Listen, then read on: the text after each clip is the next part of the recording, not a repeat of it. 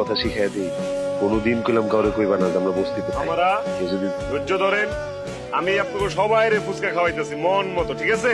বসো বসো বসো বসো বসো, সবাই বসো। স্কুল কর্তৃপক্ষ তোমাদের জন্য একটা রচনা প্রতিযোগিতার আয়োজন করতে যাচ্ছে।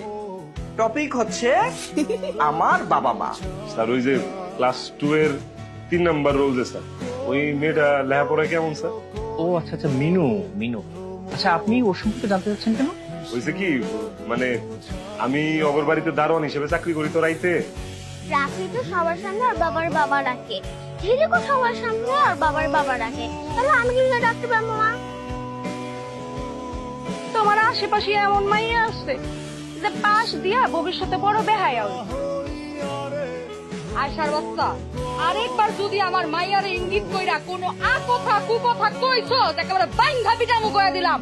তো আমার পেলেটে বেশি ঝাল দেওয়ার জন্য সে না বাবাকে থাপ্পড় মারছে। আমি আমার মা বাবাকে অনেক ভালোবাসি। সৃষ্টিকর্তার কাছে ধন্যবাদ এরকম মা বাবার কাছে আমাকে পাঠানোর জন্য। এরকম ঝড়ঝাপটা পার করে তো আমগরে চলতে হইব। বিশ্বাস করো, এই কষ্টের দিন আমগর বেশি দিন থাকবো না।